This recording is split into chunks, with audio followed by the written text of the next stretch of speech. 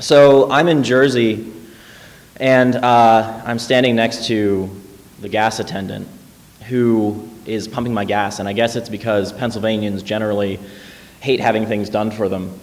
And I'm trying to figure out and ask him why.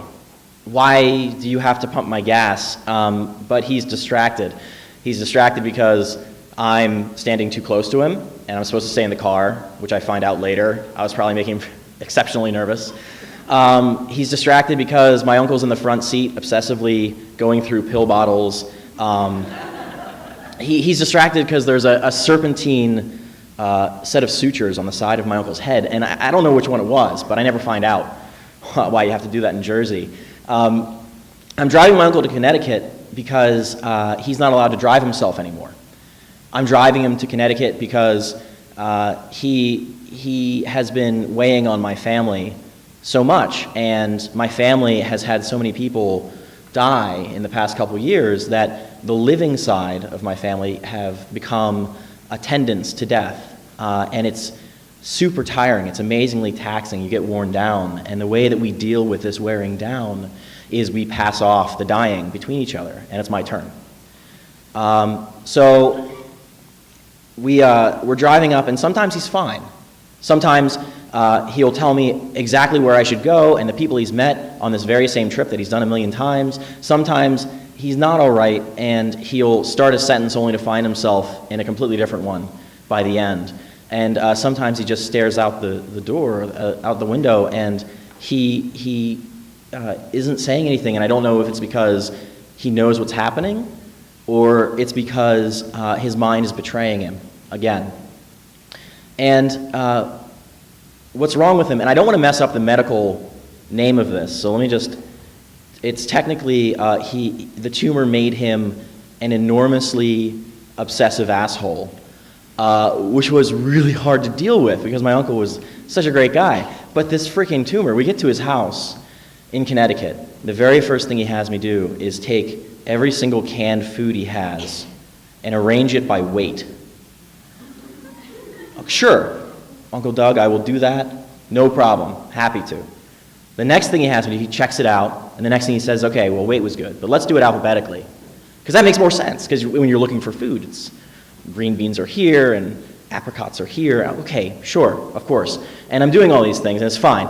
And then I do that, and he says, actually, no, weight was better, because, lifting, and Doug, oh my God, please, just don't do this, please. But I have to do it, because he doesn't know any better.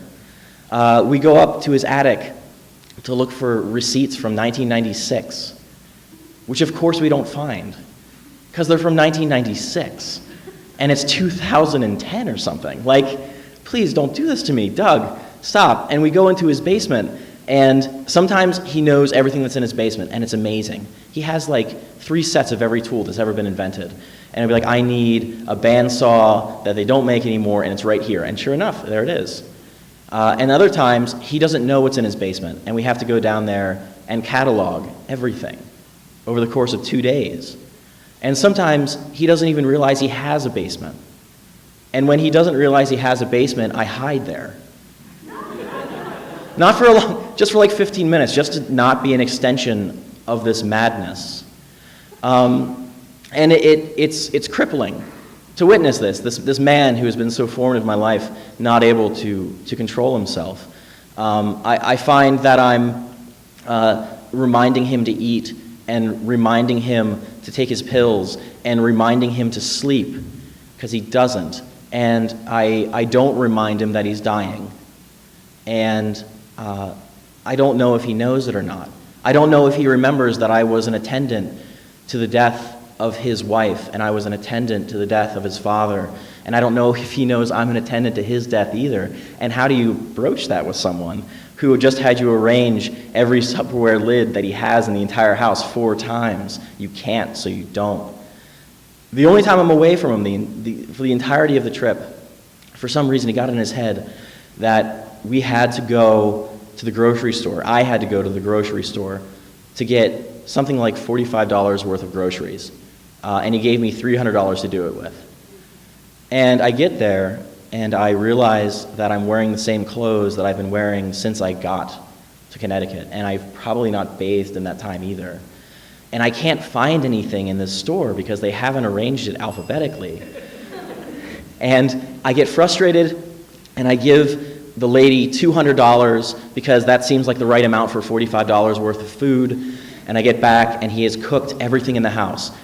Lobster and venison and steak and green beans and mashed potatoes. And sometimes I remember that I was laughing the whole time and we ate everything and we got wicked drunk. Other times I remember that everything wasn't cooked because he didn't remember how to cook anymore because his brain was failing him, as was his body. And sometimes I remember him going to sleep and me watching the door to make sure that he stayed there so that he would sleep for once. And on our way back, he does sleep and he wakes up, and I can't remember if he was smiling, and I can't remember if he was crying, and I don't know how it could possibly make a difference now.